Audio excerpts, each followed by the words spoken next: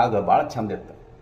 Current ಇಲ್ದ ಓದ್ತಿದ್ವಿ, ಚಪ್ಪಲಿ ಇಲ್ದ ನಡೀತಿದ್ವಿ, ರಾಗ ಇಲ್ದ ಹಾಡ್ತಿದ್ವಿ, ತಾಳ ಇಲ್ದ ಕುಣಿತಿದ್ವಿ, ಮಂಚ ಇಲ್ದ ಮಲಗ್ತಿದ್ವಿ, ಅಲಾರಾಮ್ ಇಲ್ದ ಏಳ್ತಿದ್ವಿ, ಹಾರ್ಲಿಕ್ಸ್ ಇಲ್ದ ಬೆಳಿತಿದ್ವಿ, ಟ್ಯೂಷನ್ ಇಲ್ದ ಪಾಸ್ ಆಗ್ತಿದ್ವಿ, ಇಸ್ತ್ರಿ ಇಲ್ಲದೆ ಇದ್ರೂ ಬಟ್ಟೆ ತೊಡ್ತಿದ್ವಿ, ಈಜು ಬರದೇ ಇದ್ರೂ ದಡ ಸೇರ್ತಿದ್ವಿ, ದುಡ್ಡು ಇಲ್ಲದೆ ಇದ್ರೂ ದೌಲತ್ ಮಾಡ್ತಿದ್ವಿ.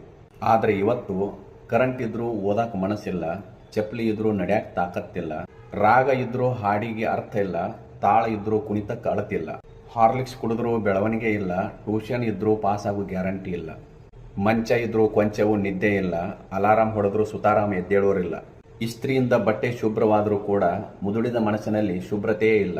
ನಮಗೆ ಈಜು ಬರ್ತೈತೆ ಅಂದರೂ ಕೂಡ ದಡ ಸೇರಿಸೋರಿಗಿಂತ ಮುಳುಗಿಸುವವರೇ ಇಲ್ಲ.